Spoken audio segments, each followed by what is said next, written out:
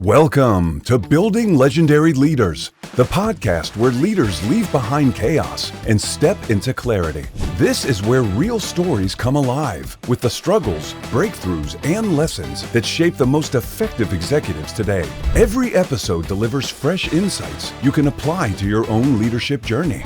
If you are ready to stop putting out fires and start leading with purpose, this is the place for you. Here is your host, Jim Saliba. Welcome to Building Legendary Leaders. Today we have a really great show. We have a great guest who has leveraged a philosophy and literature background into driving innovation in natural language processing. He navigated three distinct acquisition scenarios from acquire and kill to a business model transformation. He performed on the Globe stage in London, bringing a unique perspective to performance and executive communication. Today, he's reshaping the future of AI driven unstructured data analysis as the chief evangelist at Primer.ai. Please join me in welcoming Robert Matney. Hello, Jim.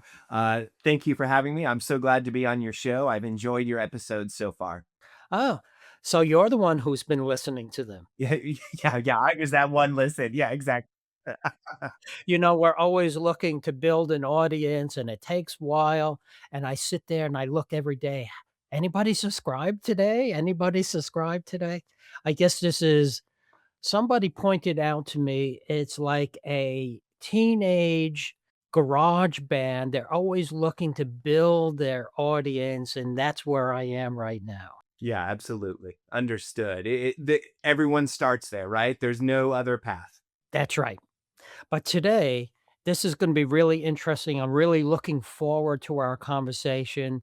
We're going to be diving into what I'm calling the empathy edge, leading AI with human insight. Here's how we're going to break it down. We're going to discuss the tension of standing out as a genuine AI company amidst the sea of heist and vaporware that's out there. We're going to kind of dissect the role of empathy in building successful teams and bringing the gap between technical complexity and customer understanding. We're going to take a look at the architect and strategy for staying close to mission and defense technology while creating broader global value. Maybe we'll pivot into the traditional acquisition models and how to make a more integrated and purposeful approach. And for those who stay to the end, Robert is going to tell us his secret sauce and how deep listening, short memory, and compassion turn conflict into collaboration. Sounds like we have a lot to talk about, Robert. Indeed. Yes, sir. So let me start you off. You talked about a background to me last time of philosophy and literature. How did that help you navigate into a technical challenge that you run now? Yeah, those early interests in specifically epistemology. I mean, it was a philosophy degree. So, of course, I studied through a number of schools or traditions of philosophy. But what always grabbed my attention the most was epistemology, specifically the theory of knowledge. How we know what we know is sometimes the quippy phrase that comes out. And then in studying literature, what always grabbed me was the art of rhetoric or the art of persuasion, right? Which has these kind of three core pillars: pathos, logos, and ethos, where ethos is reputation, has nothing to do with ethics. It's reputational persuasion.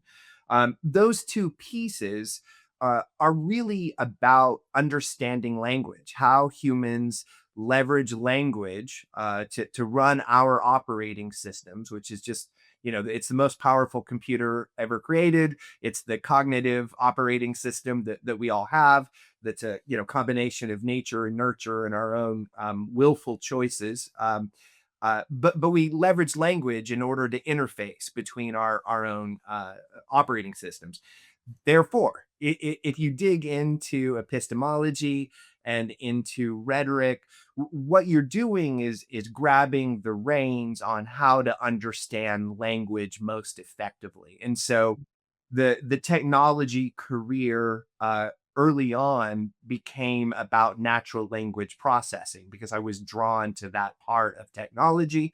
And of course, now we're living in a kind of golden age of language technology, including large language models. But of course, it there was a lot that led up to that, and that's the story that I've been interested in, and the story that I've been able to contribute my own little piece to. One of the things that you said, all this led up to where we are today. Yes, last year, 2025, AI exploded. You couldn't breathe 3 breaths without hearing the word AI in there, right? So, but it didn't just happen, right? We talked about chaos theory, we talked about data warehousing, we talked about natural language, we talked about many, many different things, neural nets that kind of come together in this. And people are totally amazed at AI and what it can do. But I say to them, remember, what AI is nothing more than a giant pattern matching system with a English language or natural language interface. And it will find a pattern. No, you'll ask it something, it'll find a pattern. It may be the pattern you're looking for, it may not be the pattern you're looking for, but what's really amazing to me is this whole natural language piece, how it takes words and half my thoughts and really is able to put it together to something. Yeah, I mean, I think one, that's exactly right, and two, it really speaks to a tension that is out there in the public, which is that specifically when we're talking about large language models and roughly equivalent models that don't necessarily fit under that title, it's just a great autocomplete machine. That's all. It's just a great autocomplete machine in the sky. But as humans, we long for it to be oracular. We want it to be an oracle, and we engage with it as if it is. And that's really the danger zone. That's where we find ourselves in some pickles, and we'll continue to if we don't do an effective job of telling the story that at least this generation of models is just an autocomplete system. That's all. Right. But it starts with tons and tons and tons of data, structured, unstructured, and so on. Yeah, yeah, that's right. You were asking about like how, getting to here, that pathway. And I think that's right. It's this convergence at this moment, the compute power combined with the data transfer speeds, combined with just the raw data sets converging with these models, these next generation models that are able to take advantage of all those. So I talk to leaders every day, and they are all looking for AI to fill some gap in their organization and save them money. What do you think about that? Will it do that magic? Mm. It will not do as much magic as people think it will at this moment, but boy, can it do an awful lot of good.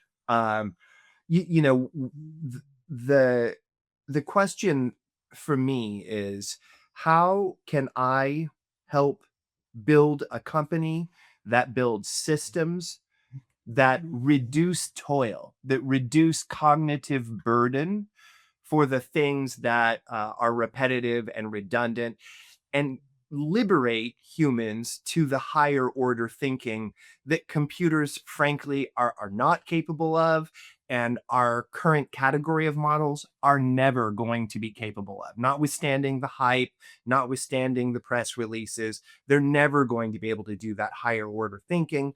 And so, what can we do to free humans up to live in that domain, to operate in that domain? I think that's where the real value is. I think that's where the real ROI is. And that real ROI is going to rely on not simply throwing everything at an LLM.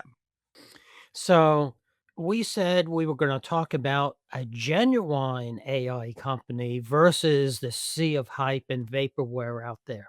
What makes you different? Yeah, yeah, good. the company that I get to work for has been around since 2015 and doing high stakes works for the public sector since that time. And when you have to run with the weights of history around your ankle, when you have to work hard to deliver value, when the tools that exist now didn't exist then, you learn some things, you build up some muscle, and you figure out how to work in a way that now seems scrappy, but that delivers value now in a period where everyone can just vibe code a thin wrapper on top of an LLM and call it a new product. But it turns out that the total cost of ownership of that, I mean, if there's a theme of 2026 that I am predicting, and I don't like to go into the prediction game, it's that that bill is going to come due. It may be towards the end of 2026, but there's this tidal wave of expense and cost that's going to kind of wash over the market from VC on down. And that is going to be the cost of what it takes to just throw everything at an LLM. But there is an alternative. And that alternative is something that we manifest, that I manifest, which is a well orchestrated machine learning pipeline that hands the right job to the right model at the right time and only escalates to LLMs when it's meaningful and when it is managing and where it is managing an agentic context, does so with a smart harness that makes sure that all that compute is being spent in the most economic way possible. And that's the way forward. And I'm sure that there's companies that are going to glom on to that soon. But candidly, right now, watching the market, they're few and far between. And most of them are far behind what we're able to do. Well, what are the type of organizations that you support in all this work? Yeah, we have the good fortune to support uh, public sector worldwide. So we do a little bit of work in Asia Pacific, a little bit of work in Europe, and work in the U.S. Government for the U.S. government. And we support the intelligence community as well as the Department of Defense. Okay. And I would imagine one of the big things that have unstructured data is also around medical and medical records. I mean, for sure, this is a huge market upside that we are eagerly looking to tap. And the truth is, an awful lot of work is done in the medical field, but also in a lot of other fields into structure data so that you can then analyze it. And there are companies, great companies out there who do magnificent work with analyzing unstructured data. But you can actually cut that whole labor effort out if you just analyze it in its native unstructured state. And so, all of those clinical records, all of those narrative format paragraphs, if you want to find patterns about an uptick in disease that is happening at a regional or a national scale, the best way to do it is ingest all that unstructured data, atomize all those terms, and then reinforce those patterns and represent those patterns back to the user. So it's a huge amount of value that I think that we're going to be able to unlock in that space. So let's talk about the people part of this again. Um, you said we could just leave out this part and bring data together. You have all kinds of teams that are doing all kinds of things along that entire pipeline. How do you dissect and get into the role of the teams and help them understand there's a lot of complexity here between I have all this data and what the customer wants to know and understand at the end? How do we help these teams do this? Yeah. Yeah. I mean, listen, you just got to listen real good. You've got to talk to people who are on the front lines of the work, walk in their shoes, listen hard to how they solve the problems that they solve now. That there is baked into that day to day something that we can meaningfully call tradecraft, that workflow tradecraft. And then our job, my job as someone building a company that does this work, is to bake that trade craft into a product, right? And so it all just comes down to listening, and doing so with empathy and care for the toils and burdens of their day to day, focused on the outcomes that they're trying so hard to achieve. So, one of the things we talked about in my introduction was that we're going to talk about a short memory. Yeah. What does that mean? So much of my career recently has been involved with establishing, nourishing, maturing relationships with other companies that help us get to serving mission, right? So it was in partnerships of all different flavors. We use that word in a lot of different ways, but in every way other than partnering with the end customer, this was something that I was working very hard on. And because many of these problems are so big, there's no one single company that can cover it all. So you uh, secure a team and you divvy up the work and you figure out how to align, right? And what I have discovered is that the moment you let your ego get involved and someone has maybe done a misstep or failed to respond in a timely fashion, or maybe went to a different company when they could have come to you and said they would.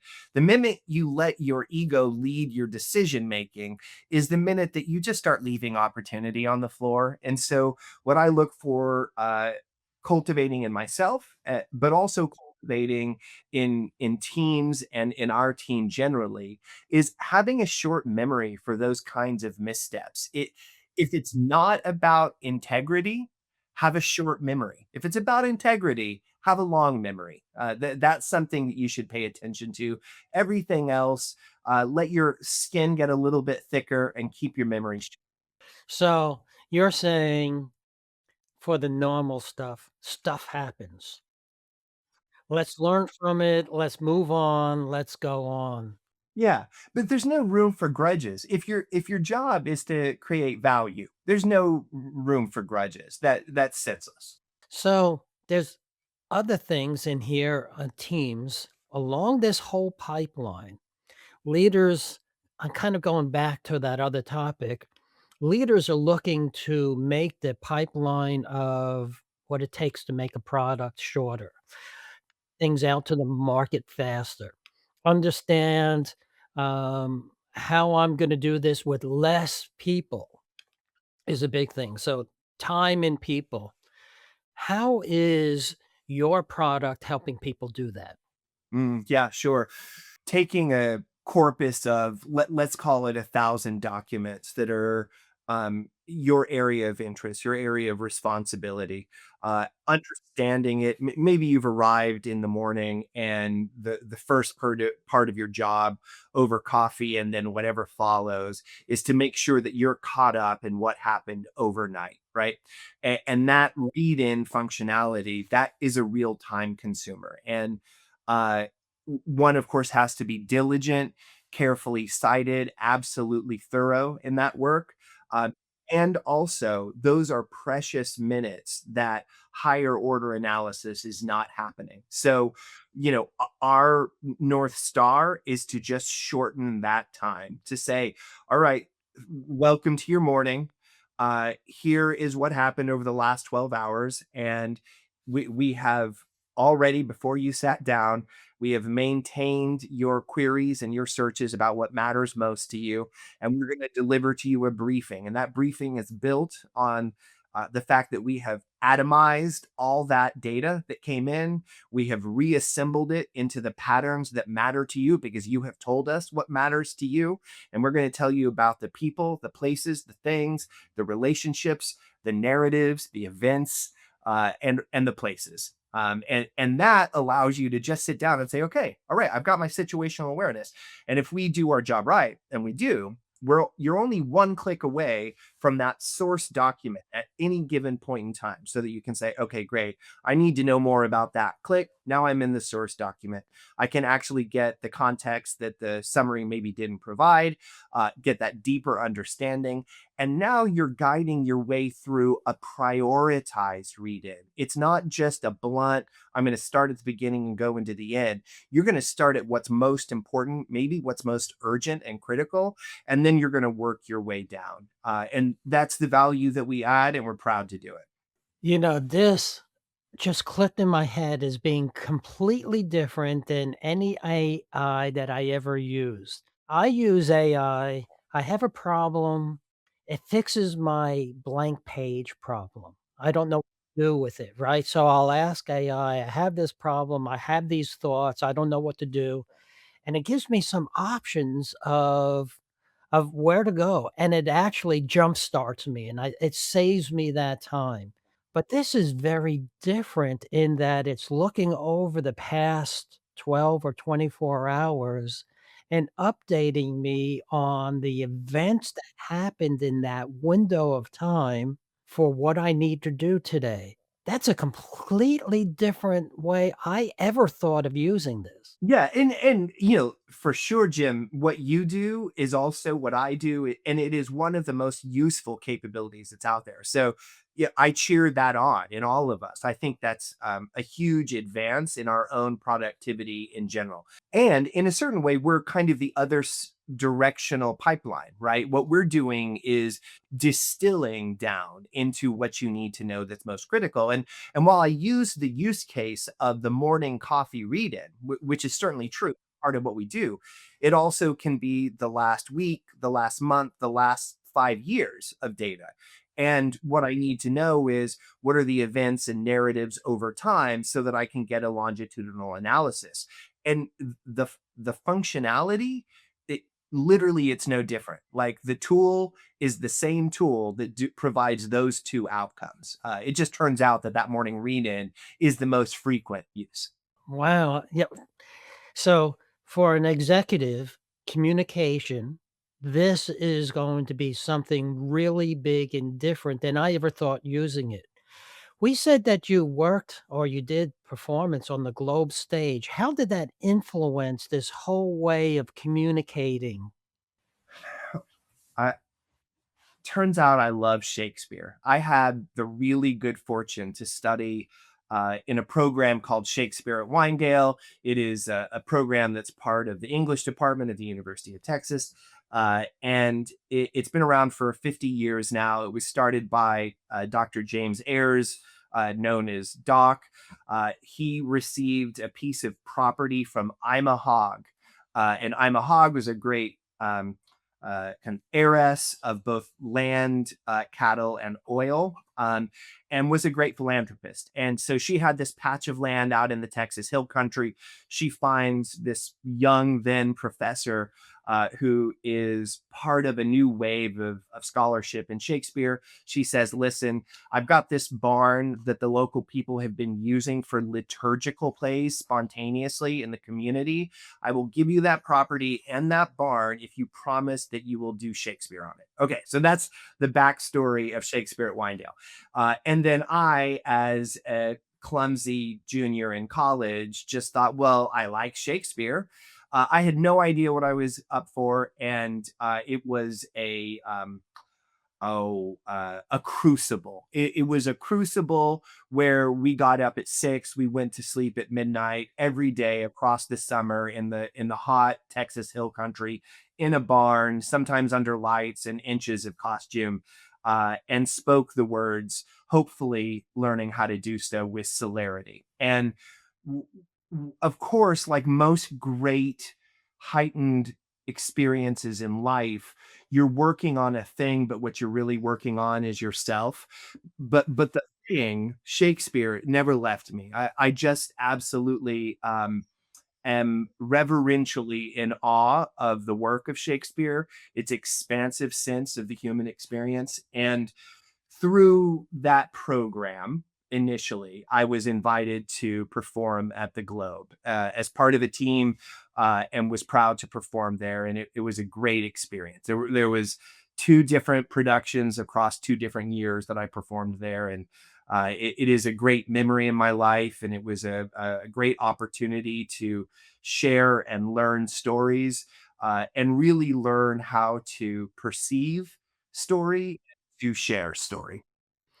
So, in college, you're getting into Shakespeare, you loved it. Let's go earlier in your life. How did you grow up, that built these values that you now use? I am the child of a naval officer uh, who was stern and also with an expansive vocabulary, who I admired deeply, and a gentle, soft mother who was very artistic. And at a young age, I would sit down and read the dictionary because I wanted to have a vocabulary like my father. That is pretty tedious. It tells you the kind of nerd I was as a child. Um, and I grew up in suburban Texas towns. There was a brief period where I lived in Southern California. I was young enough at that point that wherever mom and dad were, it was all the same to me. I really did my growing up in Houston, Texas. And the only thing that was formative about that, I don't know that I mean, I actually think suburban towns are characteristic of being not formative, like they're kind of homogenized.